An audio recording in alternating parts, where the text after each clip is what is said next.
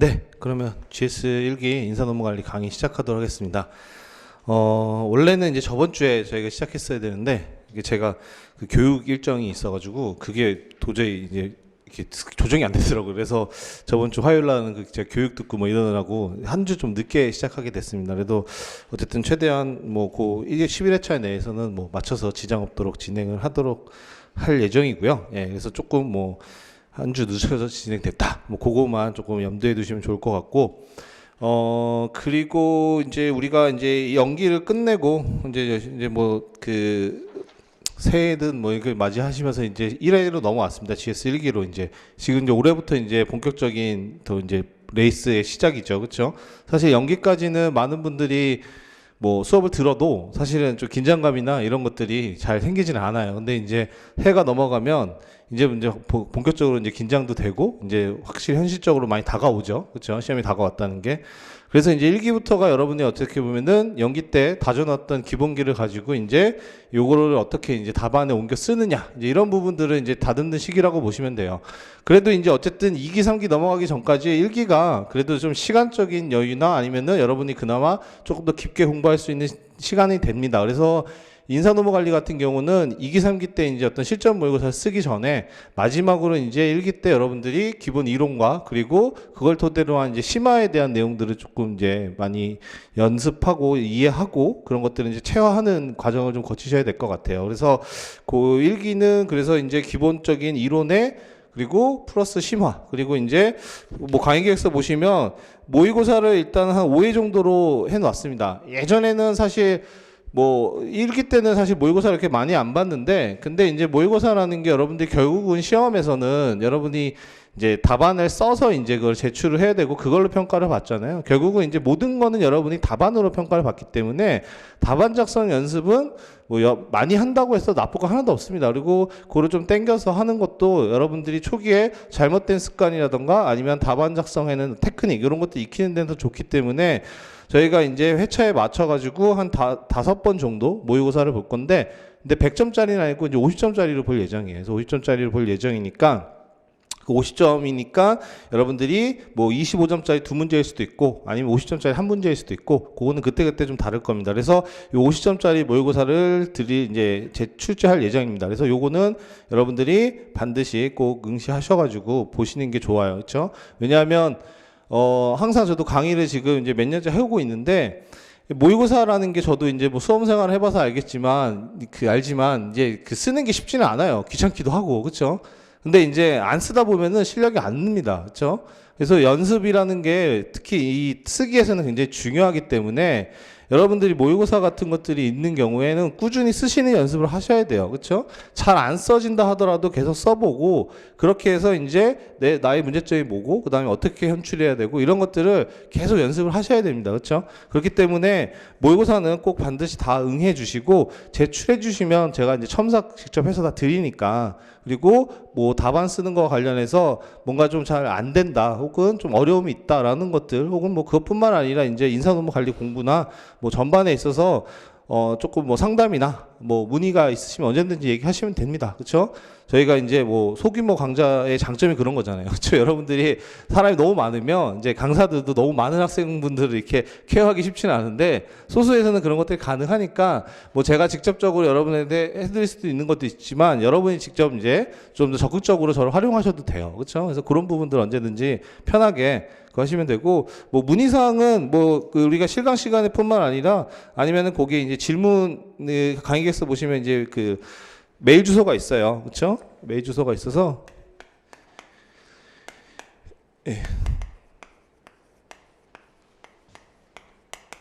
요 메일 주소로 얼마든지 보내주시면 되고, 특히 이제 온라인으로 만약에 들으시는 분들은 모의고사 같은 경우 실전 여러분 직접 쓰셔서 저한테 이제 메일로 보내주시면 제가 첨삭해서 다시 회신 드립니다. 그렇죠? 그래서 연기 때도 우리가 복습 테스트를 계속 봤었는데, 그 복습 테스트 같은 경우도 이제 온라인 들으시는 분들 중에서는 이제 몇몇 분들이 써가지고 직접 저한테 메일로 주셨거든요. 그래서 제가 그거 다 첨삭해서 메일로 다시 회신 드렸으니까, 우리 실강 들으시는 분들뿐만 아니라 온라인 들으시는 분들도 모의고사 같은 경우 반드시 쓰시고 그리고 제출해 주시면 다 첨삭해서 드릴 예정입니다. 그래서 최대한 여러분들 1기 때는 기본 이론의 심화 과정 거치시면서 그리고 이제 답안 쓰는 연습까지 이런 부분들은 진행하면 될 것 같아요.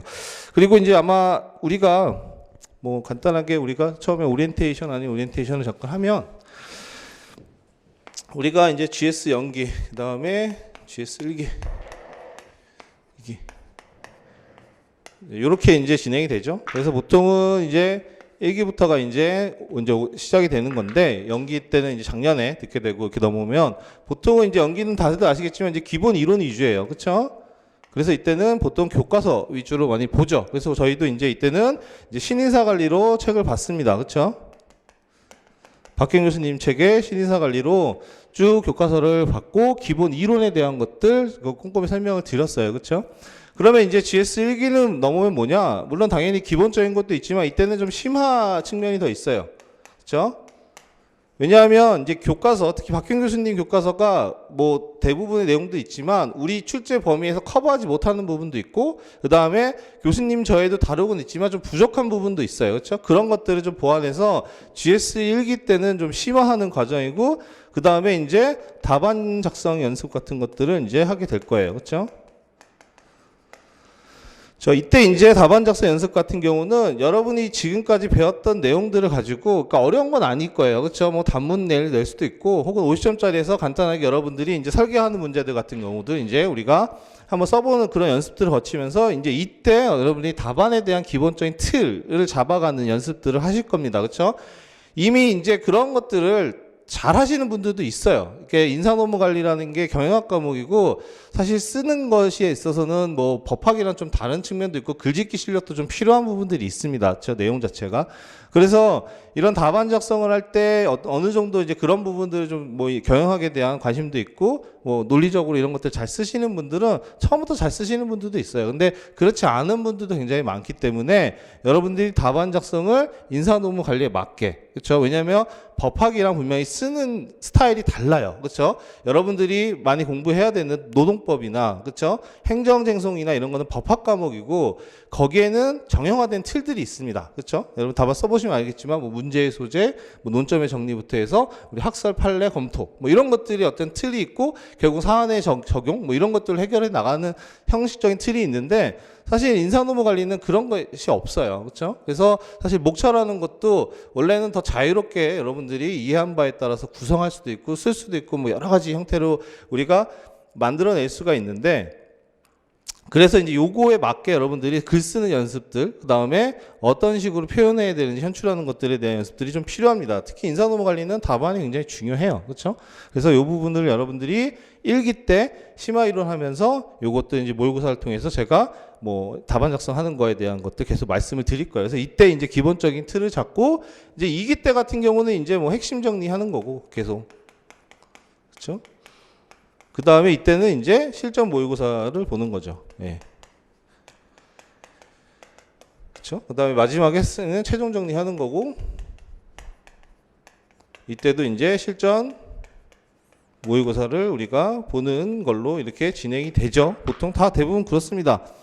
그래서 여러분들이 이론적인 거는 사실 이때까지가 볼 수 있는 시기예요. 이때 넘어가면은 답안 쓰는 거 바쁘고 그다음에 양에 이제 해야 될 것들에 치이는 경우가 굉장히 많아요. 그렇죠? 2기, 3기 넘어가면. 왜냐하면 여러분들이 듣는 과목마다 시험 보고 그거 정리하고 뭐 하다 보면은 좀 깊게 혹은 이론적인 거를 그때서 막 이렇게 보고 하기는 좀 어려워요. 그렇죠? 그래서 알고 있는 내용들, 그 다음에 그런 것들을 우리가 어떻게 현출하는지 현출하는, 그러니까 인풋을 그동안 했다 그러면 아웃풋하는 연습부터 내가 놓치고 있던 부분들을 이때 조금 메꾸는 식으로 해서 2기, 3기가 넘어가고 어쨌든 2기, 3기의 메인은 여기죠. 그렇죠? 여기가 메인이고 이때 이제 모의고사 문제를 많이 풀어보고 그 다음에 그거에 대한 강평도 듣고 첨삭도 받아보시면서 여러분들이 시험을 준비해가는 과정이에요. 그렇죠? 그래서 어쨌든 1기 때까지가 여러분들이 좀 이론적인 것들에 대해서 좀 아직까지는 생각도 해보고 여러분들이 좀 고민도 해볼 수 있는 시기입니다. 그렇죠? 여기 인사노무 관리는 그게 좀 더 필요해요. 그렇죠? 단순히 여러분들이 있는 내용들을 외우려고만 접근을 하면 계속 빵꾸가 날 수밖에 없고 2기, 3기 넘어가면 그게 현출이 안 돼요. 그렇죠?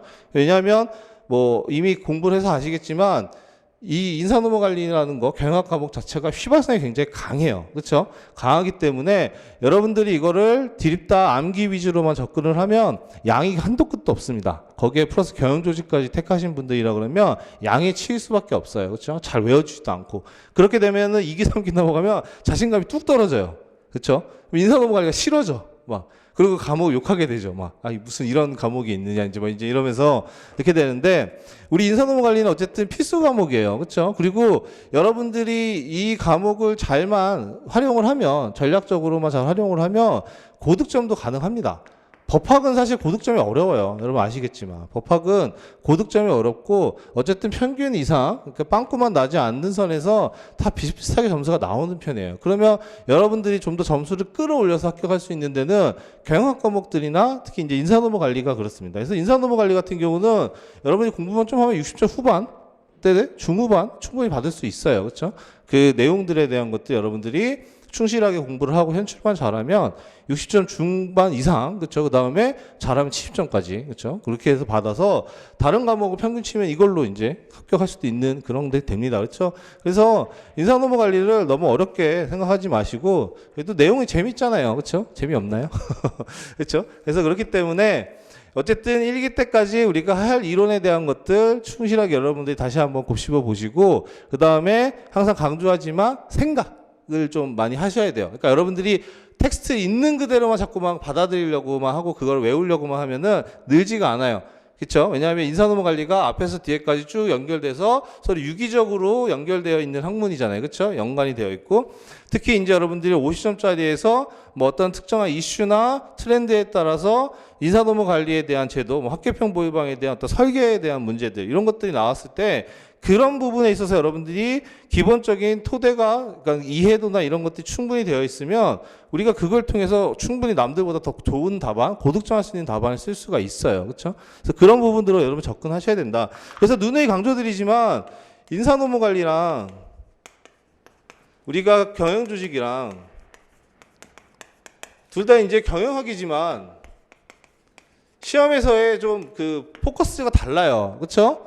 여러분 아시겠지? 경영조직 택하신 분 아니에요? 얘는 이론이 위주예요. 이론이. 그래서 보시면 많은 학자 이름들이 나오고 모델이 나오고 합니다. 그래서 이런 학자들에 대한 이론들 이런 것들을 정확하게 이해하고 그거를 정확하게 현출하고 그리고 뭐 그거에 대해서 어떻게 적용이 되는지에 대한 것들을 일단 좀 알아야 되는 건데 어쨌든 이론이 베이스예요. 여기는. 그렇죠? 그렇기 때문에 여러분들이 여기에는 이제 뭐 엄청나게 많은 학자와 이런 것들을 외워야 되는 좀 암기 부담이 되게 있죠. 그래서 경영조직이 맨날 그렇잖아요. 웃으면서 시작하다가 울면서 끝난다고 얘기가 있듯이 막판 되면 되게 외워야 될 게 많아요. 그렇죠? 그리고 이론이기 때문에 이거는 정확하게 써야 돼요. 왜냐하면 그 학자가 주장한 내용을 우리가 답안에 옮기는 거니까 지어낼 수가 없죠. 그렇죠? 지어낼 수가 없어요. 그러니까 정확하게 현출을 해야 되고 정확하게 그 이론에 대한 것들을 이해를 하고 해야 되는 건데 근데 인사노무 관리는 보시면 알겠지만 이론에 대한 거는 많이 없습니다. 그렇죠? 손에 꼽을 정도의 이론에 대한 거. 그것도 거의 대부분 경영조직에서 다루는 내용들이 일부 나오는 거란 말이에요. 그렇죠? 그리고 여긴 뭐냐? 항상 말하지만 여기는 응용이에요. 응용. 응용과 적용에 대한 문제예요. 즉 어디에? 자, 이러한 인사에 대한 우리 그동안 역사적인 토대로 해서 뭐 이렇게 보상을 이렇게 발전해왔고 이런 제도가 있고 이러한 뭐 기법이 있고 뭐 이런 것들이 있잖아요. 그렇죠? 그런 것들이 기업에 어떻게 적용할 수 있느냐, 어떻게 응용할 수 있느냐, 이런 것들이 기업에 적용했을 때 어떤 효과가 있느냐, 이런 것들. 즉 기업이라는 거는 조직 목표 달성을 위해서 우리가 가진 자원을 최대한 활용해서 조직 목표를 달성하는 게 목적인 거잖아요. 그렇죠? 그러면 그러한 기업이 조직 목표를 달성하기 위해서 우리 인적 자원을 어떻게 활용하면 좋을 건지, 그렇죠? 그런 것들에 대한 여러분이 배웠던 제도나 이런 것들에서 응용하고 적용하는 문제가 메인이란 말이에요, 그렇죠? 어떻게 보면. 그래서 막상 인사노무는 뭐 우리가 개념이라던가 뭐 이론이라던가 이런 거, 특히 개념도 마찬가지예요. 인사노무에서는 개념도 어쨌든 책에는 있지만 그걸 여러분이 이해하면은 꼭 책에 있는 내용대로 토실이 하나 안 틀리고 쓸 필요도 없습니다. 그 제도만 이해하고 있으면 그 제도의 내용으로 개념정의나 이런 것도 다 가능해요. 그렇죠? 그래서 말씀드렸지만 그렇기 때문에 어떻게 보면 이런 부분들에 좀 더 여러분들이 맞춰서 이해도를 높이면 나중에 암기 부담도 많이 줄일 수 있어요. 그렇죠? 암기 부담도. 그렇죠? 그 무조건 외우는 것보다 여러분들 이해하고 있으면 그거를 펼쳐낼 수 있는 그 기본기만 갖추면 여러분들이 몰라도, 아니 모르는 건 아니겠죠. 그렇죠? 뭐 어떤 게 나와도 거기 틀에 맞춰서 여러분들이 이러한 답안이나 인사동관리 쓸 수가 있습니다. 그래서 왜냐하면 우리는 맨날 인사동관리에 보면은 이제 여러분들이 제일 괴롭히는 게 뭐예요? 맨날 브리타 관련된 그것도 있고, 그 다음에 항상 얘네들 이슈라는 것들을 챙겨야 되잖아요, 우리는. 그렇죠? 인사노무 관리는. 그래서 막판에 뭐 인사노무 관련된 거 막 이슈 같은 거 막 이런 거 찾아서 여러분들 막 다른 사람들 것도 보고 뭐 여러 가지 스터디도 하고 자료도 구하잖아요. 그렇죠? 근데 이런 이슈라는 측면이 우리 시험에서 인사노무 관리에서 굉장히 중요해요. 왜냐하면 이 인사노무나 이런 것들은 약간 응용 적용이기 때문에 실제적으로 기업에 지금 적용되고 있는 상황, 뭐 케이스 이런 것들이 굉장히 중요해요. 그리고 트렌드라는 게 계속 변하기 때문에, 그렇죠? 뭐 보상이나 평가 제도도 과거와 지금, 그리고 계속 그런 사람들, 그러니까 우리 조직의 구성원들, 경영 환경 뭐 이런 거에 따라서 계속 변합니다. 그렇죠? 그러면 그런 변화 속에서 우리 인사제도가 인적 자원을 어떻게 효과적으로 효율적으로 활용하기 위해서 어떻게 변해야 되느냐에 대한 이슈가 중요할 수밖에 없습니다. 그렇죠? 그러니까 이 부분이 항상 우리에게 그 부담을 주는 부분이죠. 그렇죠? 그래서 막판 되면 여러분도 아시겠지만 2기, 3기 때 되면 막 이슈 찾아 산만리 하시는 분들이 많아요. 그렇죠? 이슈들을 막 찾아서 뭐 셀리도 보고 뭐 이런 것들 보고 막 이렇게 찾아하는데 한계가 있어요. 그렇죠? 왜냐하면 여러분들이 그런 것들을 다 찾아서 머릿속에 다 넣을 수 있느냐? 못 넣어요. 그렇죠? 그리고 많은 이슈들이 있기 때문에 물론 이제 몇 가지 중요한 거 찍어서 우리가 공부했는데 나오면 좋죠. 근데 그거는 이제 요행인 거잖아요. 그렇죠? 그러면 여러분들 이런 이슈에 대응하기 위해서는 이슈를 이런 것들을 해결할 수 있는 틀을 여러분들이 사고의 틀만 만들면 돼요. 사고의 틀. 그러니까 어떤 이슈가 나와도 지금 우리가 쓰고 있는 이 수업에서는 뭐 크게 엄청 우리가 뭐 이제 논문식의 뭐 그런 게 아니잖아요. 그렇죠? 여러분의 생각을 풀어나갈 수 있는 틀만 갖추면 됩니다. 그렇죠? 그 틀이라는 게 이제 우리가 앞으로 모의고사나 이런 것들을 하면서 여러 번 말씀을 드릴 거예요. 뭐 연기 때 이제 막판에 잠깐 이제 환경 변화 얘기하면서도 설명드렸었는데 이제 그 요령, 그러니까 요령이라기보다는 틀, 프레임워크라고 하죠, 우리가. 그렇죠? 프레임워크라고 하는 것들을 여러분들이 조금 익히고, 그리고 여러분들이 인사노무 관리를 조금 이해식으로 접근을 해서 이런 제도들이 어떻게 유기적으로 연결시킬 수 있는지, 이런 제도가 기업에 적용했을 때 어떤 효과가 있는지 이런 것들만 머릿속에 잘 들어있으면 이러한 이슈 어떤 것들이 나오더라도 여러분들이 최대한 답안으로 만들어낼 수가 있습니다. 그렇죠? 그렇죠? 그러니까는 아예 손 놓는 게 아니라 어쨌든 논리적으로 우리의 경영학, 인사노무 관리의 형식에 맞게 답안을 풀어나갈 수가 있어요. 그렇죠? 그래서 우리는 이제 이런 연습들을 좀 많이 해야 돼요. 특히 브리타도 마찬가지죠. 그렇죠? 그렇죠? 이게 지금 몇 년 사이에 계속 뭐 직장 내 괴롭힘도 문제도 나왔고 뭐 좀 생각지 못했던 그런 문제들이 나오잖아요. 그렇죠? 이건 언제든지 그렇습니다. 언제든지. 그렇죠? 그럼 이런 것도 마찬가지로 여러분들이 나오면 손 놓을 수는 없잖아요. 그렇죠? 써야 된단 말이에요. 여러분이 우리가 시험 보는 거에서 한 문제라도 날리면 합격하기 어려워요. 그거는 어쩔 수가 없어요. 한 문제로 날리면. 그렇죠? 그렇기 때문에 브리타 나오면은 여러분이 최대한 이것도 포기하지 말고 써야 됩니다. 그렇죠? 그러면은 이거를 포기하게 말이 되게 그럴듯하게 쓰려고 그러면 마찬가지로 이런 인사노무 관리적인 사고의 틀이나 답안에 대한 형식들을 머릿속에 넣고 있으면 어쨌든 이 틀에 맞춰서 여러분들이 알고 있는 것들을 넣어서 해결을 할 수는 있는 거죠. 그렇죠? 그렇게 되면 뭐 포기해서 아니면은 이거에 대해서 이제 이렇게 브리타 나오면 그렇죠. 포기하시는 분들도 많고, 막 이거 정신 못 차리고, 이거 막판에 넣다가 이제 못 쓰고, 막 이런 분들이 많단 말이죠. 그런 부분보다 한 발짝 앞에 앞서 나갈 수 있는 거니까, 이런 식의 이제 인사노무 관리가 우리가 특징이 가지고 있다. 그래서 여러분들이 이 인사노무에 관련된 과목의 특징을 잘 이해하셔야 됩니다. 그렇죠? 그래서 벌써부터 이제 1기 때도 마찬가지지만 연기 때도 더 그랬지만 1기 때도 지금부터 너무 뭐 암기만 하려고 생각하지는 마세요. 그러니까 물론 이제 어느 정도 뭐 암기를 하는 노력도 좀 필요하죠. 그러면서 이해되는 측면도 있고 그렇게 선순환이 일어가니까. 근데 지금 1기 때까지는 배우는 내용 계속 여러분들이 조금 구조적으로 사고하고 여기서 이러한 제도가 기업에 이런 도입됐을 때 어떤 효과, 어떤 장점, 어떤 단점 이런 것들이 있는지를 좀 잘 봐두시는 게 중요합니다. 결국 그런 것들이 효과인 거고 그런 부분들이 그 제도를 기업에서 이런 상황에서 활용할 가치가 생기는 거예요. 그렇죠? 그렇죠? 그렇기 때문에 여러분들이 그런 부분들을 계속 좀 사고를 좀 능동적으로 하셔야 됩니다. 인사노무 관리는. 잘하기 위해서는 능동적으로 좀 하셔야 돼요. 그냥 수동적으로 책을 쭉 보고서 이렇구나 이렇게 되면은 그냥 남들과 비슷하게 갈 수밖에 없는 거예요. 그럼 결국 나중에 외우려고 하고 암기하고 그러면은 그냥 평범한 답안이 될 수밖에 없는 거고 그보다 못하게 될 수도 있는 건데 인사도모관리 특징을 안다고 여러분들이 좀 능동적으로 사고하면서 좀 보시면 도움이 됩니다. 그렇죠? 그런 것들이 좀 돼야 나중에 여러분들 이런 것도 해결할 수 있는 그 체력이 생겨요. 그렇죠? 그래서 제가 맨날 누누이 강조 드리잖아요. 그러니까 뭐 물론 저만 그런 거는 아니었지만 다른 사람한테도 이제 이런 것들을 말씀드렸을 때 저도 이제 인사노무 관리도 처음에 저도 이제 말씀드리죠. 저는 이제 법학 출신이잖아요. 법학과 나왔어요, 제가. 그렇죠? 그렇기 때문에 법학이야 이제 당연히 이제 익숙하죠. 4년을 했는 거고 또 사시 준비도 하고 그래가지고 그렇죠? 2차까지 보고 막 그랬으니까.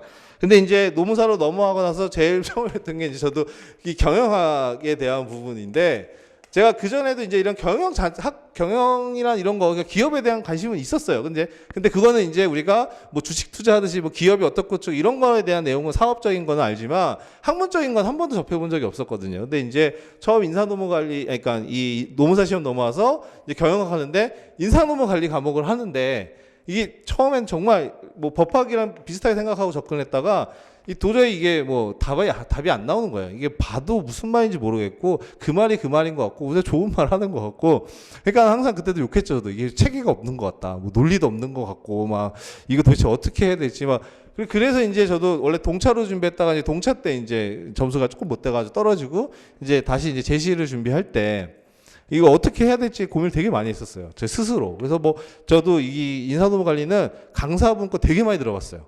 그 당시에 있던 강사분들 한 5분 거 다 들어보고 책도 되게 많이 봤습니다. 그래서 왜냐하면 이제 뭔가 방법을 찾아야 되니까 그러다 이제 우연히 이제 뭐 소규모로 이제 그 인기가 없는 분의 강의를 들으면서 뭔가 그 설명 이런 것들 들으면서 좀 이제 스스로 깨우친 바가 있어서 그때부터는 이제 판도가 좀 바뀌었죠. 그래서 이게 법학이랑 좀 다른 측면에서 접근이 필요하고 특히 이제 인사노무 관리가 이런 부분이 중요하구나. 그렇죠? 그래서 일단 사고에 하는 그런 부분들. 그래서 그 뒤로는 오히려 인사노무 관리가 마음이 더 편해졌습니다. 뭐 이렇게 접근 방법, 그러니까 접근 방법을 틀이나 이런 것들이 익히고 내가 그거 나름 토대를 만들어 놓으니까 뭐가 나오든 쓸 수 있는 그 기본은 되는 거고 그리고 암기도 그렇게 부담을 갖지는 않았어요. 왜냐하면 내가 알고 있는 선에서 개념 정의를 넣으면 그렇죠? 그다음 장점의 장점도 충분히 그 제도를 이해하면 나올 수 있는 것들이 있거든요. 그래서 사실은 막판에는 거의 인사노무 관리는 많이 보지는 않았습니다. 그렇죠? 그냥 기본적으로 책 쭉 보면서 이제 머릿속에 다시 한번 그려보는 거 연습만 많이 했지 그렇게 했어요. 그래서 인사노무 관리가 제가 말씀드렸지만 71점이 나왔었거든요. 그 당시에. 그렇죠? 그러니까 되게 고득점이 나왔죠. 그래서 이제 합격을 했던 건데 그러니까 여러분도 인사노무 관리가 그 이제 법학이랑 다르고 또 같은 경영학이지만 경영 조직과도 또 다른 측면이 있다. 그러니까 이런 측면이 굉장히 중요해요. 그러니까 여러분들이 이런 것들은 결국 교수님들 물어보는 게 뭐예요? 이거 내용 이해해서 실전에 적용할 수 있느냐? 그렇죠? 왜냐하면 우리가 컨설팅이라는 게 다 그런 거거든요. 여러분들 이런 거 배우는 거, 특히 인사노무 배우면 현업 가서 쓸 수 있는 게 뭐냐면 이제 인사 컨설팅, HR 컨설팅에서 이제 이런 배웠던 기본적인 내용들을 활용을 해요. 그렇죠? 그래서 컨설팅이라는 게 뭐예요? 기업이 가진 문제를 우리가 컨설턴트 가서 진단하고 현황이나 이런 것들 분석해서 우리가 그걸 해결할 수 있는 어떤 솔루션들을 제공해 주는 거잖아요. 그게 다 뭐예요? 기본적인 이런 내용들을 알고 그거를 그 기업에 맞게 응용해서 솔루션을 만들어 주는 과정이잖아요. 그렇죠? 그러니까 문제 해결 능력이 굉장히 필요하단 말이에요. 그렇죠? 그래서 이런 거 좋아하시는 분들은 컨설팅 하면 재미있어요. 그렇죠? 재미있습니다. 왜냐하면 많은 기업들을 다녀보면 기업마다 다 뭐예요? 제도도 다르고 사람들도 다르고 뭐 조직 문화도 다르고 뭔가 다 그런 비슷비슷한 이슈도 있겠지만 다 기업마다 그런 특징들이 있습니다. 그러면 여러분이 거기 가서 기업이 지금 처한 어떤 HR적인 이슈들 이런 것들을 우리가 파악하고 분석해서 거기에 적절한 솔루션을 우리가 제공하고 논리를 근거를 제공해 주는 거란 말이에요. 그렇죠? 결국은 고객의 문제를 어떤 솔루션을 할 때 설득을 해야 돼요. 고객한테. 그러니까 니네가 지금 이런 문제가 있으니까 제도가 이렇게 바뀌어야 된다. 그렇죠? 그렇게 해서 이거를 이런 제도를 도입한다. 뭐 예를 들어서 얘 지금 연공급제 하고 있으니까 결국 젊은 사람들이 동기부여가 안 되고 그 연공급제로 인해서 계속 인건비 상승이 올라가니까 생산성이 떨어지고 이런 문제가 있으니까 임금 체계를 연공급제 폐하고 직무급이나 뭐 예를 들어서 성과연봉제나 이런 거 도입이 필요하다. 그런 논리적인 것들을 우리가 얘기를 해야 고객이 설득이 되는 거잖아요. 그렇죠? 그냥 가야 된다 그러면 누가 그러겠어요. 그런 것들이 다 맥이 다 있는 거예요. 그렇기 때문에 여기는 이게 되게 중요할 수밖에 없어요. 그렇죠? 그래서 여러분들이 요거를 항상 염두에 두고 우리가 접근을 하시고 생각을 조금 능동적으로 하실 필요가 있다. 그게 인사노무 관리에서 제일 중요한 그 자세. 그 다음에 여러분들이 인사노무 관리 잘할 수 있는 그러한 팁이다. 말로는 사실 쉽죠. 그러니까 노력이 좀 필요합니다. 그렇죠? 여러분들이 책을 읽을 때 좀 생각을 좀 이렇게 더 하시면서 이런 제도가 있고 이러한 내용이 있으니까 기업에는 이런 효과가 있구나. 그리고 이게 뒤에서 혹은 앞에서 봤던 내용 이거랑 연결이 될 수 있다. 되겠다라고 싶은 것들이 있어요. 공부하다 보면은. 그렇죠? 그런 것들이 여러분들 자유롭게 좀 사고를 하시면서 보시면 좋을 것 같아요. 특히 우리가 이제 5번 정도 시험 볼 때 50점짜리로도 이제 시험을 볼 거예요. 그러니까 설계 문제 같은 것도 간혹 한번 낼 건데, 예를 들어서, 그럼 여러분들이 생각하면서, 이러한, 예를 들어 이슈에는 이러한 제도도 적합할 것 같다. 그러면 한번 써보세요. 그런 것들을. 그렇죠? 여러분들이 생각으로. 그게 맞는지 틀리는지는 이제 제가 이제 첨삭해보면서 이게 충분히 논리적으로 타당하다. 아니면 이건 좀 논리적으로 좀 문제가 있다. 이런 것들 다 지적을 해드리니까 그런 연습이 더 필요한 겁니다. 그렇죠? 그래서 이렇게 앞으로 지내도록 해볼게요. 그렇죠? 어쨌든 그래서 오리엔테이션을 이 정도로 하고, 그 다음에 이제 마지막으로 교재는 사실 좀 제가 일정이나 이런 것들 때문에 여러 가지 좀 문제가 있었습니다. 그래서 예전에는 이제 요 단권화 인사노무 관리 책으로 했는데, 이제 그 학원에서 이걸 출판을 하자 그래서 조금 손을 좀 보고 출판을 해야 돼요. 근데 이제 거의 크게 달라질 건 없는데, 근데 이제 그래도 출판, 이렇게 하는 게 아니라 출판을 또 해야 되니까 좀 더 봐야 되는데, 제가 작년 말에 좀 너무 정신이 없고 건강도 좀 그래가지고 특히 손을 거의 못 댔어요. 그래서 요거 관련된 거 이제 되면은 이제 그 내용을 할 건데, 그래서 지금 나눠드린 거 내용에서 크게 달라지진 않을 겁니다. 그렇죠? 그리고 그 컨셉은 똑같아요. 기존에. 이 책의 컨셉이 뭐였냐면, 단권화 인사노무 관리잖아요. 그렇죠? 우리가 단권화라는 것들을 우리가 해야 되는 건데, 수업 준비하면서 필요한 부분이고, 특히 인사관리는 단권화 혹은 서브노트 작업이 좀 필요합니다. 그래서 서브노트 작업하시는 분들도 있고 단권화 하시는 분들도 있어요. 그렇죠? 근데 이제 우리가 연기 때 이제 박경 교수님 책으로 봤죠. 그렇죠? 박경 교수님 책으로 봤는데, 요 박경 교수님 책이 어쨌든 우리가 인사노무 관리 수험, 그러니까 2차 시험에서 다루는 범위에, 출제 범위, 가능한 범위 한 70% 정도를 다루고 있어요. 그렇죠? 근데 한 30%는 부족한 부분이 분명히 있죠. 그래서 그런 것들을 좀 보완할 필요도 있고, 그 다음에 내용을 조금 쳐내고 정리할 필요도 있습니다. 그렇게 해서 단권화를 해야 되는 거예요. 그래서 요 책의 컨셉이 그런 거였어요. 박경 교수님 책을 요약하는 거예요. 요약해 놓은 거기 때문에, 요약하고 플러스 없는 것들, 부족한 부분들을 그 관련 항목에 추가해서 이제 보완시켜 놓은 형태의 컨셉입니다. 그래서 굉장히 요약적으로 되어 있어요. 그렇죠? 그래서 이 책을 읽는 거나 박경 교수님 책을 읽는 거나 똑같은 효과를 볼 수 있게 만드는 게 목적이었습니다. 왜냐하면 우리가 연기 때 기본서를 하고 일기 때 다시 강사 교재로 넘어오면 책이 달라버리면 여러분이 연기 때 본 거, 교수님 본 책을 본 의미가 없어요. 그렇죠? 그거는 우리가 좀 더 교수님의 어떤 그런 논리적인 흐름이라던가 문장이라던가 그다음에 그러한 논리 근거들을 좀 더 보기 위해서 이 교과서를 보는 거고, 생각의 폭을 좀 넓히기 위해서. 근데 그걸 봤는데 일기 때 또 다른 걸 봐버리면은 의미가 없잖아요. 그렇죠? 그래서 그걸 좀 연속성을 갖게 하기 위해서 요걸 그대로 요약한 형태의 책을 만들었고, 그리고 거기에 부족한 한 30%를 넣어서 이제 단권화시킨 형태의 책이라고 보시면 됩니다. 그렇죠? 그래서 요거는 좀 보완을 해서 출판이 되면은 이제 그거는 이제 할 수 있게 하고, 지금 조금 늦어져서 지금 드린 거 있죠. 그래서 그걸로 일단은 진행을 하면서 할게요. 그렇죠? 그래서 내용은 여러분 아시는 내용들입니다. 그렇죠? 어차피 초반에 있는 것들이 다 뻔한 내용이어서 크게 달라질 건 없다. 그렇죠? 그래서 그 말씀 조금 드리고, 우리가 이제 오리엔테이션 여기까지 하고요. 그다음에 이제 진도로 넘어가 보겠습니다. 자, 이제 그러면 여러분들 이제 오랜만에 다시 이제 인사관리 책을 펼치셨으니까, 자, HR의 인사노무 관리라는 건 우리가 어떤 걸 다루는 학문이었죠? 우리가 인사노무 관리라는 게 우리 기업을 어쨌든 다루는, 그러니까 인사노무 관리 경영학 오로지 기업만 보는 거예요.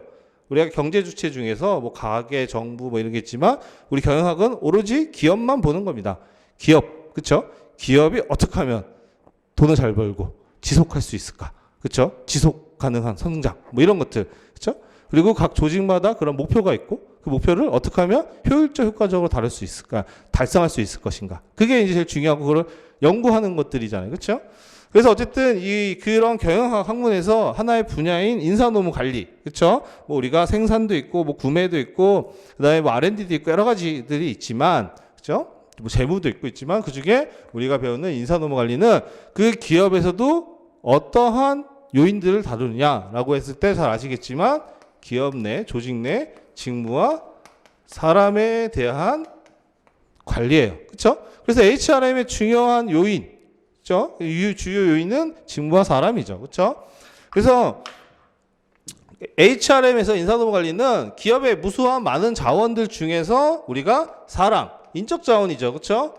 인적 자원을 어떻게 하면 효율적 효과적으로 관리할 수 있느냐. 이 사람들을 어떻게 동기부여시키고 어떻게 열심히 일하게 만들어서 보다 높은 생산성, 보다 높은 성과를 내게 만들 수 있느냐. 왜냐하면 그래야 뭐예요?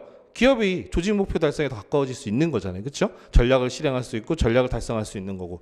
그래서 이런 사람에 대한 거. 그러면 이런 사람을 그냥 두는 게 아니죠. 일을 시켜야 되잖아요. 그렇죠? 그러기 위해서 이제 조직 내에 있는 직무와 매칭을 시켜서, 그렇죠? 조직 내에 사람이 있으면 그 사람 뭔가 일을 하고 있잖아요. 어떤 일을 하고 있잖아요. 뭐 그게 인사 담당이든 영업 담당이든 뭐 생산이든 뭐든, 그렇죠? 그런 일들이 직무란 말이에요. 그렇죠?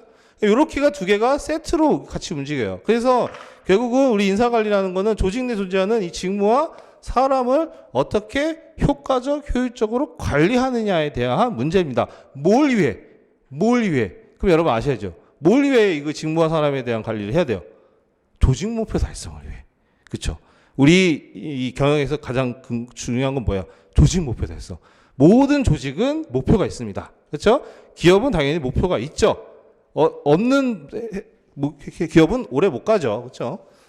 그런 기업은 없을 거예요. 다 지금 이제 벌써 이미 새해가 시작됐고 보통은 기업마다 프로세스에서 이제 전년도에 이제 말쯤에 이제 계획들을 수립을 하잖아요. 그렇죠? 그래서 그 계획을 실행을 하는 거죠. 그렇죠?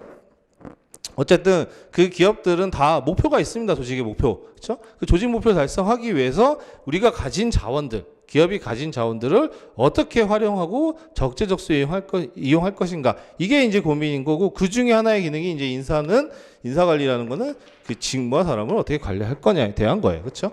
그래서 우리가 크게 직무에 대한 관리, 사람에 대한 관리로 인사노무 관리를 뜯어볼 수 있죠.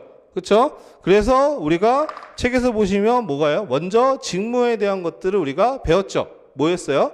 여기서 배우는 게 이제 직무 관리죠. 그렇죠? 직무에 대한 관리.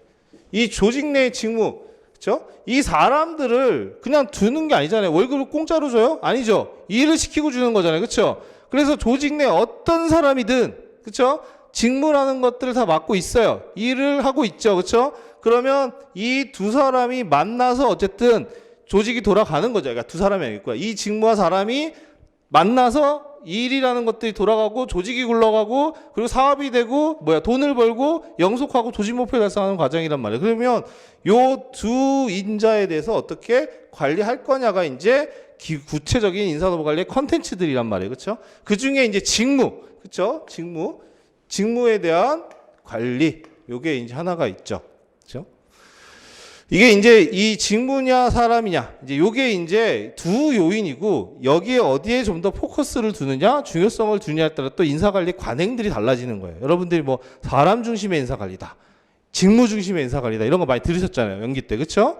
그러면 이 두 가지 요인이 있으니까 이때 우리는 직무가 더 중요하게, 직무를 우리가, 이 직무라는 거는 우리 조직 내 존재하는 일이고, 이걸 어떻게 디자인하느냐, 이 직무를 누구에게 맡기느냐, 이런 것들에 따라서 회사의 성과, 생산성들이 달라지니까 이 직무라는 것들이 가장 중요한 존재로서 여기에 기점을 두고 거기에 맞는 사람들을 뽑고 맞는 사람들을 배치시키고 그 직무 가치에 따라서 보상을 주는 게 합리적인 인사관리다라고 하는 게 바로 직무 중심의 인사관리고 서양적인 인사관리 방식이잖아요. 그렇죠? 반면에 이제 동양에서는 뭐예요? 우리가 동양은 조금 두루뭉실한 걸 좋아하잖아요. 그렇죠? 그리고 사람들 간의 어떤 조화 이런 것들. 그러다 보니까 일본이나 이제 우리나라는 뭐예요?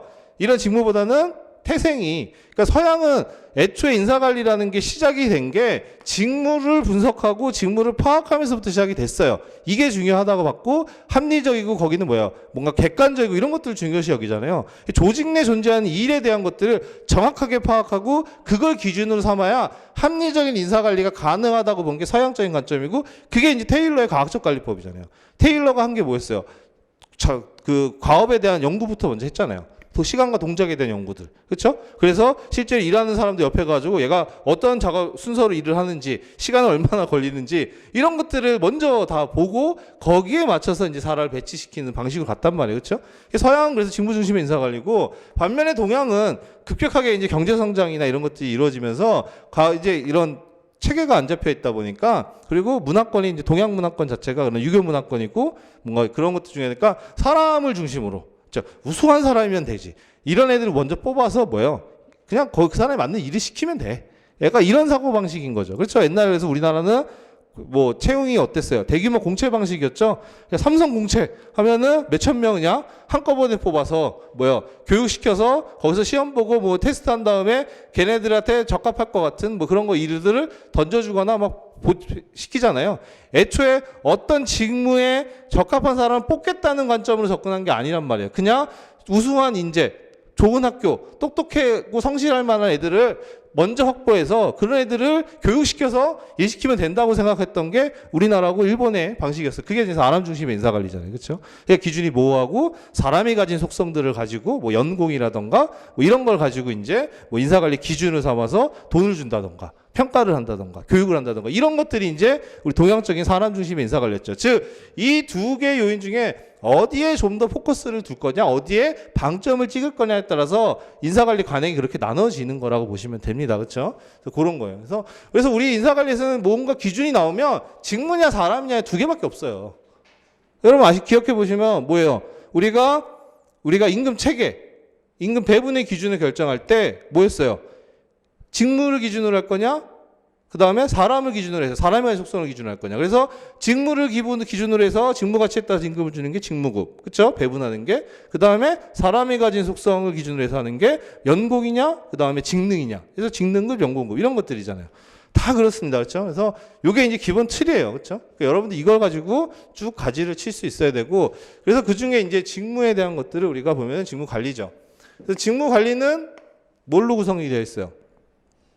지금 전체 한번 쭉 보는 겁니다. 여러분이 처음 접하는 게 아니죠. 처음 접하는 게 아니고 이미 연기 때 봤기 때문에 이걸 여러분들이 쭉 이미 머릿속에 쭉 넣고 있어야 돼요. 그리고 나서 들어가야 됩니다. 항상 제가 말씀드리죠.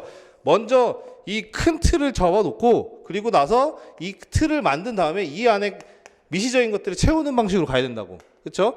인사관리는 거꾸로 예를 들어서 이런 거 조그만 것들을 막 모아서 이거를 뭐 큰 틀을 만들겠다 하면은 접근이 안 돼요. 그렇죠? 그게 어려워요. 그렇게는. 먼저 여러분들이 전체 큰 판을 우리가 머릿속에 넣어놓고 그 안에서 하나하나씩 컨텐츠를 채우는 방식으로 가야 됩니다. 그렇죠? 그래서 직무 관리는 우리가 교과서에서 배운 게 직무 설계, 그렇죠? 그 다음에 직무 분석, 그 다음에 직무 평가죠. 이 직무 관리라는 거, 즉 조직의 목표 달성을 위해서 효율적 효과적으로 조직 내 존재하는 직무를 관리하는, 매니지먼트하는 그 내용에는 구체적인 활동으로서 직무 설계가 있고 직무 분석이 있고 직무 평가가 있어요. 그렇죠? 요게 이제 직무 관리의 주요 활동들이죠. 그렇죠? 이 중에서 뭐가 제일 중요하냐? 직무 설계가 항상 말씀드렸지만 제일 중요하다고 말씀을 드렸죠. 그렇죠?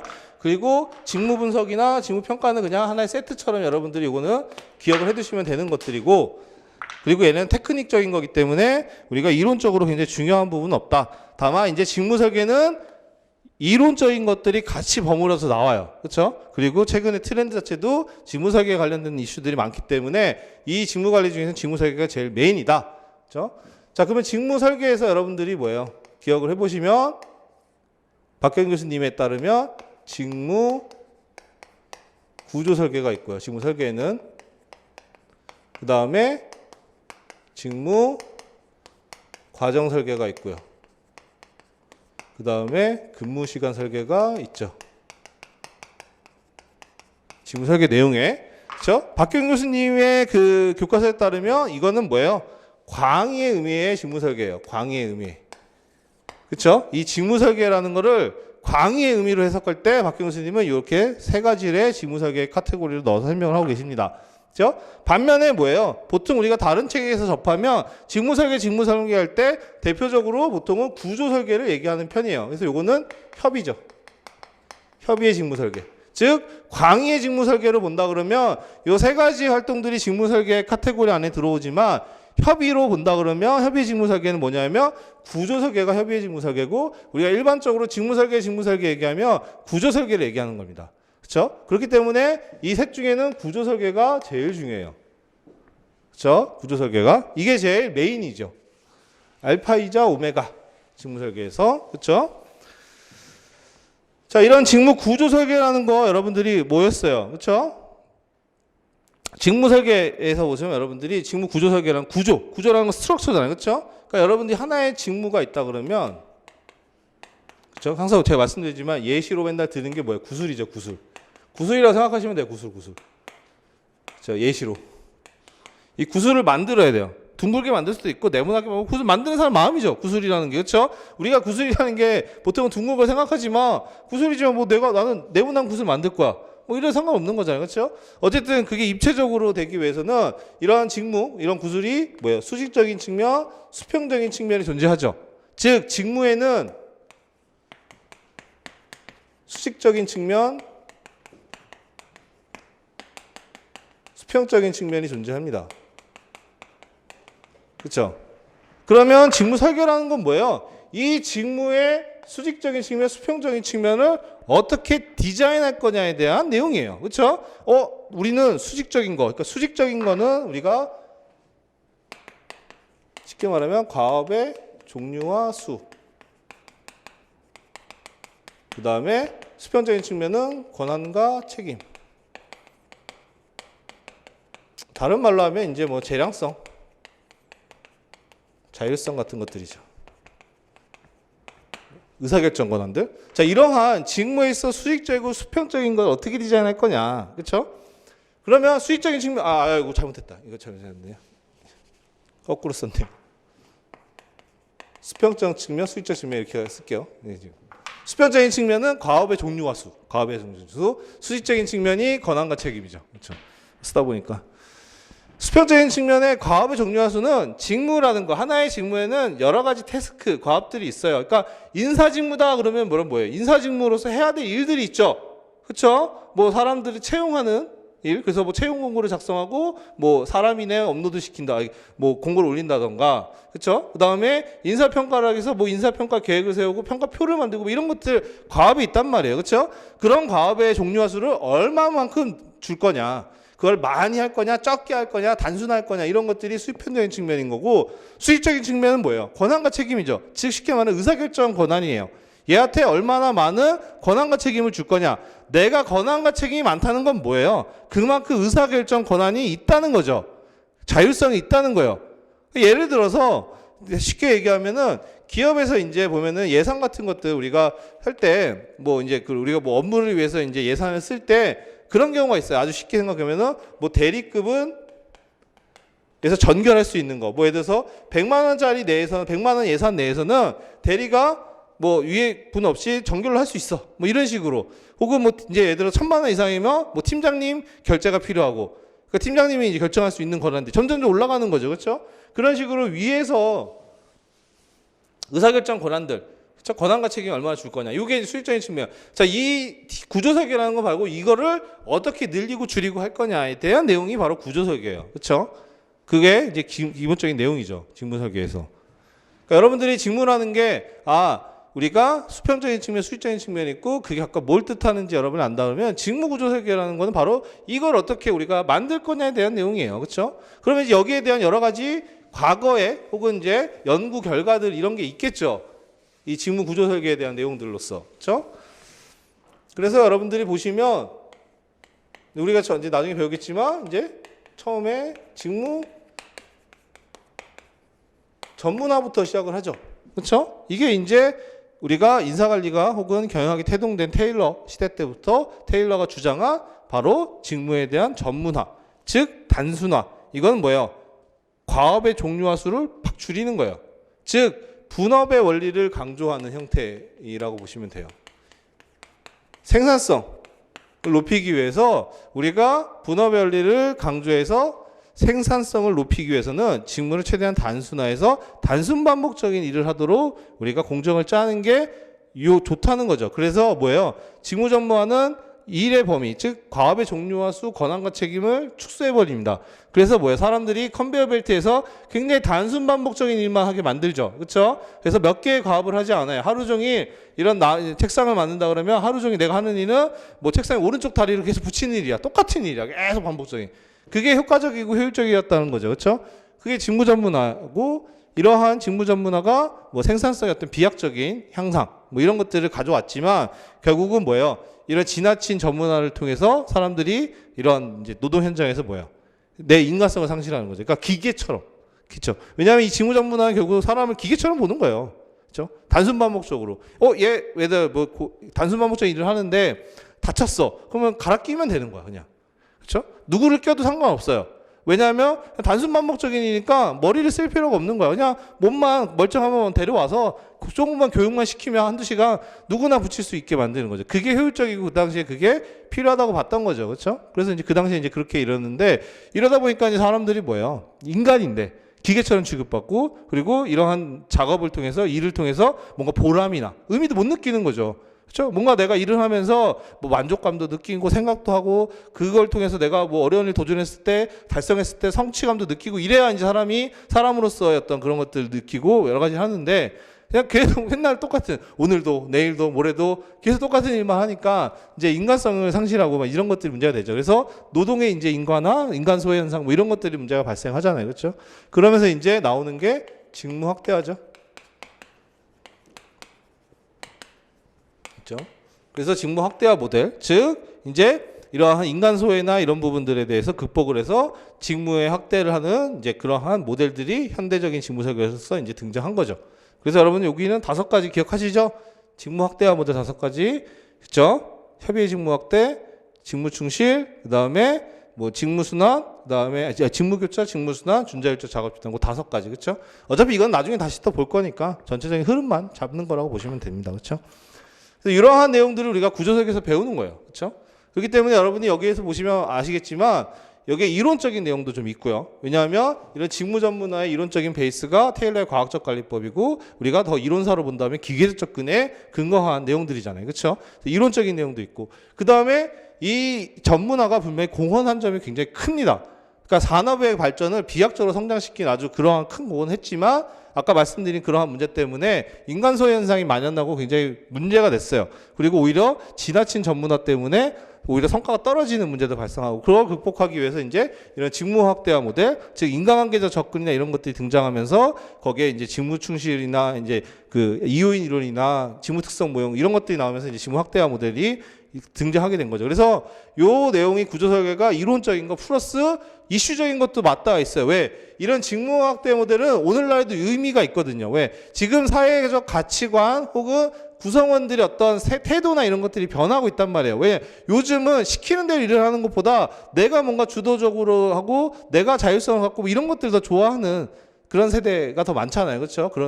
그러다 보면 그런 사람들을 동기부여시키고 제대로 일을 할 수 있게 만들려고 그러면 이 일도 그렇게 시켜야 되겠죠. 그러면 충분히 자율성이나 재량권도 주고 뭐 이런 것들을 해야 일을 하는 사람 입장에서 그 직무에 뭐예요? 만족감을 느끼고, 더 나아가서 조직의 만족감을 느끼고 열심히 일해서 성과를 낼 수가 있는 거잖아요. 그렇죠? 그래서 오늘날에 이러한 변화된 가치관, 뭐 경영 환경 속에서 이런 직무 확대화 모델로서 뭐 직무 충실이라던가 뭐 이런 것들이 의미가 있는 거죠. 그렇죠? 그래서 요게 그래서 중요한 내용이다. 그렇죠? 그게 구조 설계. 그 다음에 이제 과정 설계는 이제 박경 교수님이 이제 여기다 광해 직무 설계는 그 하시는 건데, 아까 직무가 이런 하나하나의 구슬이라고 말씀을 드렸죠. 이런 거 직무면 이러한 직무들을 어떻게 꿰을 거냐. 그렇죠? 이거를 만들었잖아요. 그러면은 일이라는 게 연속적으로 흘러가는 거잖아요.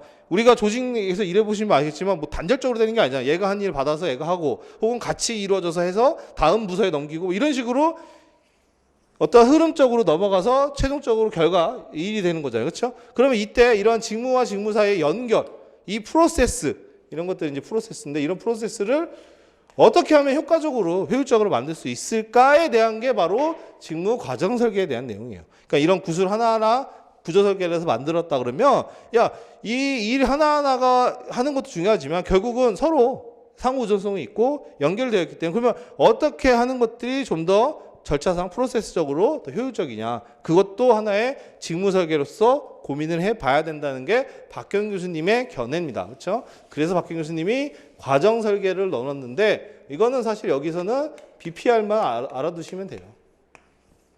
비즈니스 프로세스 리엔지니어링, 혹은 비즈니스 리엔지니어링이라고 하는 BPR, 이게 이제 그 프로세스 혁신에 대한 내용인 건데, 이게 이제 단문 형태로 뭐 가능성은 낮지만, 그렇죠? 그런 것 정도.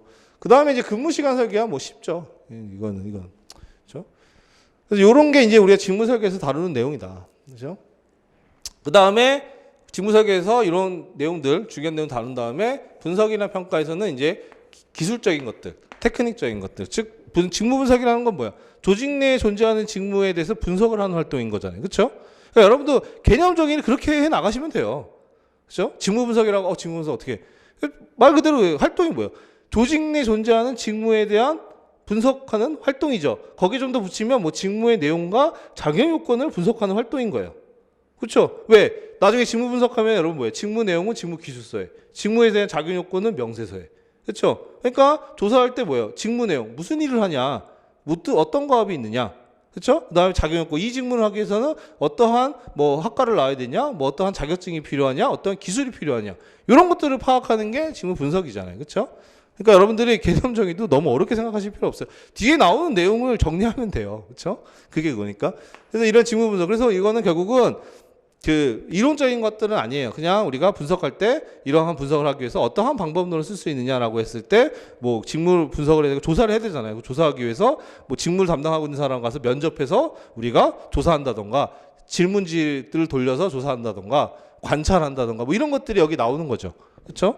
그런 것들. 그거는 되게 단순하잖아요. 그렇죠? 그래서 뭐 면접법이다 하면 면접법의 내 개념은 뭐고 장단점은 뭔지 이것만 딱딱 알아두면 되는 거고, 그리고 직무 분석을 통해서 나온 결과물이 뭐냐? 직무 기술서와 명세서다. 그렇죠? 그리고 직무 평가는 이러한 직무 분석을 통해서 밝혀낸 직무들의 상대적 가치를 밝히는 활동이 직무 평가죠. 여기서는 중요한 게 뭐예요? 그럼 직무 평가 어떻게 할 건데? 그래서 직무 평가 방법 4가지 배우죠. 그렇죠? 그게 이거 세트처럼 기억해 두시면 됩니다. 그렇죠?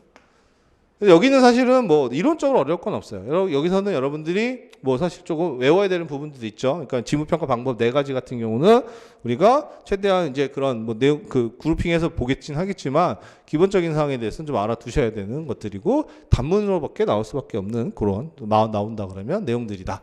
그렇죠?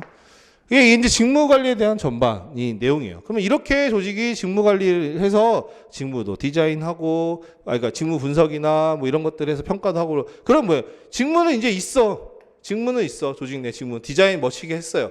그래서 우리가 수직적인 측면, 수평적인 측면 고려해서 과업도 이렇게 설정하고, 그 다음에 자격 요건이 뭐가 필요한지 다 분석해서, 자, 이렇게 있어요. 직무.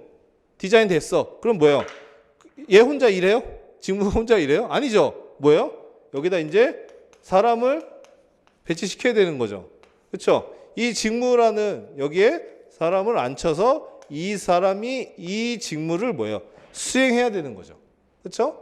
그러기 위해서 이러한 사람들을 우리가 어떻게 뭐예요? 확보할 건지. 그렇죠? 그다음에 개발할 건지.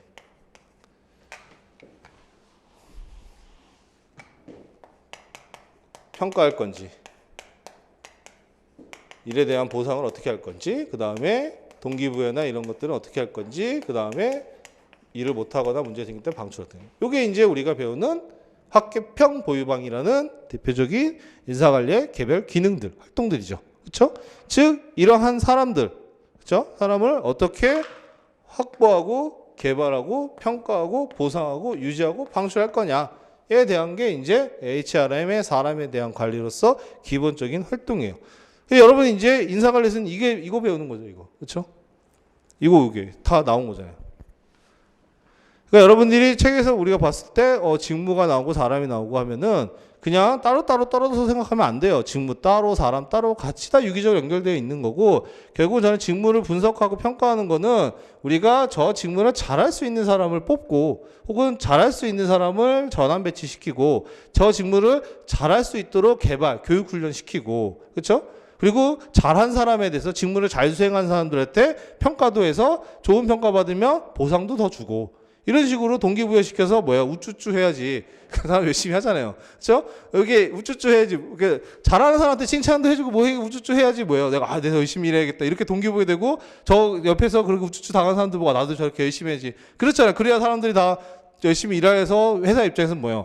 열심히 일하니까 성과도 나고 그러니까 생산성도 오르고 그러면 기업의 실적도 좋아지고 조직 목표도 달성하고 이렇게 되는 거잖아요. 그렇죠? 그게 기본적인 메커니즘인 거예요. 그렇죠? 그래서 그런 사람에 대한 이제 구체적인 확보, 개발, 평가, 보상, 유지, 방출들이 이제 우리가 배우는 내용들입니다. 그렇죠? 그래서 우리가 확보에서는 이제 뭘 배우고, 개발에서 뭘 배우고, 평가에서 제도들이 나와요. 여기서 이제 제도들. 물론 이제 중요한 것들에 대해서 이제 이론도 나오지만 제도적인 것들이 나옵니다. 이 평가에는 이런 제도가 있고, 보상에는 또 이러한 제도가 있고, 그렇죠? 그리고 이러한 제도는 이러한 특징이 있고, 이러한 장점이 있고, 뭐 이런 것들을 우리가 배우는 게 여기서 나오는 것들이에요. 그렇죠? 그러면 이런 학계평보유봉에서 중요한 게 뭐냐? 그렇죠? 평가와 보상이 제일 중요한 제도예요. 그렇죠? 얘네가 제일 중요한 거. 그렇죠? 그 다음에 뭐 그리고 하나 더 추가한다 그러면 뭐야? 확보. 얘네 정도가 이제 우리가 전통적인 기본적인 인사관리의 개별 기능 중에서 가장 중요한 탑3 혹은 얘네 둘만 다면 탑2죠. 평가 보상은 항상 같이 따라다니기 때문에 그렇습니다. 이게 제일 메인이에요. 그렇죠? 그러니까 얘네들은 여러분들이 잘 받으셔야 될 내용들인 거죠. 그렇죠? 확보와 평가 보상. 다만 근데 우리 시험의 특징 때문에 이 별로 중요하지 않을 것 같은 유지에서 하나 이제 특 A급이 항상 있죠. 뭐예요? 우리가 노무사를 뽑는 시험이죠. 그렇죠? 노무사는 뭐예요? 노사 관계의 전문가죠. 그렇죠? 그러다 보니까 이 유지 파트에서 여러분들이 보시면 아시겠지만 노사관계라는 파트가 있어요. 경영학에서는 이제 마이너한 이제 거긴 하지만 어쨌든 뭐 이거에 이제 경영에서는 이제 뭐 고용 노사관계론 혹은 뭐 이제 고용관계론 뭐 이렇게 얘기를 하는데 노사관계 파트가 유지 파트에 있습니다. 얘는 뭐예요? 우리가 노무사 시험이다 보니까 매년 한 문제씩 나오죠 여기서 매년 그렇죠 25점짜리로 그렇죠 매년 한 문제씩 나옵니다. 거의 예외 없이. 그렇기 때문에 우리가 요 부분은 항상 잘 봐두셔야 되는 거예요. 여기서 꼭 한 문제 나온다 생각하고 여러분들이 보셔야 되는 거고 그 다음에 평가, 보상, 확보 이런 부분들이 중요한 문제이고 여러분들이 기본적인 틀을 생각을 잘 두셔야 된다. 해두셔야 된다. 그렇죠?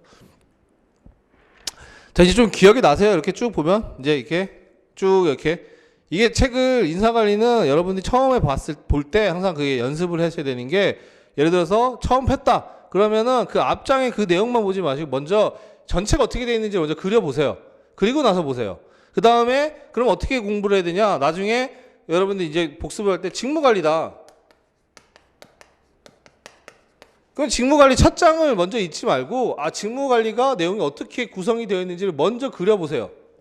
직무관리에는 요 직무 설계가 있었고 그 다음에 직무 설계 내용에는 이런 내용이 있었고 이거를 먼저 그려보신 다음에 그리고 나서 책을 보세요. 그래야 여러분들이 더 입체적으로 보입니다. 그렇죠?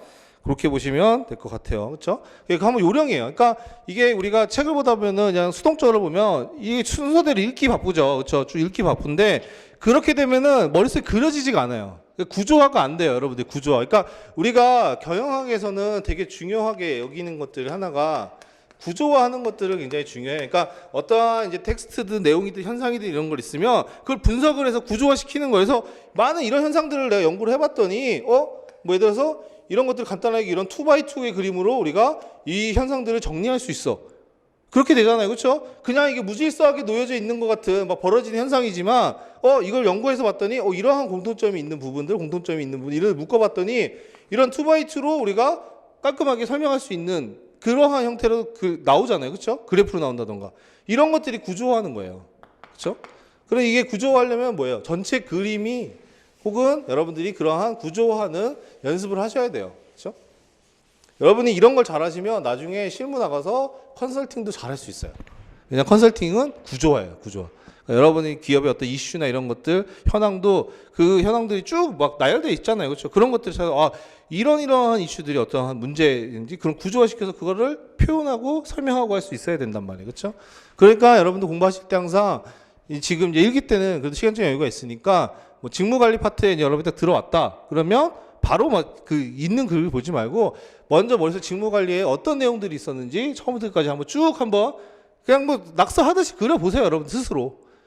그렇죠? 그걸 뭐 마인드맵 형태로 해도 되고 굳이 뭐 이렇게 형식을 갖추기 번거로우면 그냥 종이에 대고 빈 종이에다가 막 채워보세요. 막 이렇게 직무관리. 직무관리라는 거는 예를 들어서 조직 내 존재하는 직무에 대한 관리. 뭐 이렇게 해서 직무의 관리는 직무 설계가 있었고 이런 식으로 직무 설계에서 뭐 이런 내용이 있고 구조 설계에서는 내가 봤던 직무 전문화가 있고 직무 확대가 있고 직무 확대하는 이런 모델이 있고 이런 모델이 있는데 이런 특징들이 있고 이런 식으로 계속 연상하듯이 여러분들이 계속 그 연습을 이렇게 심심할 때마다 좀 해주세요. 그러면 뭐예요? 그럼 직무 관리가 쭉 그 흐름이 잡힌단 말이에요. 그러면 그리고 나서 책을 보면 따로따로 이제 이게 분절된 게 아니라 전체 구조 속에서 잡히기 때문에 훨씬 더 여러분들이 뭔가 그래도 그냥 흘러 들어가는 게 아니라 그리고 휘발성이 되는 게 아니라 조금 더 오래 남을 수 있고 이해할 수 있는 여지가 더 생깁니다. 그렇죠? 자, 그런 부분이에요. 그래서 요 복습하실 때도 항상 그렇게 먼저 해보세요. 그렇죠? 이제 좀 쉬었다가 이제 이거는 이제 어차피 나중에 다 볼 거니까.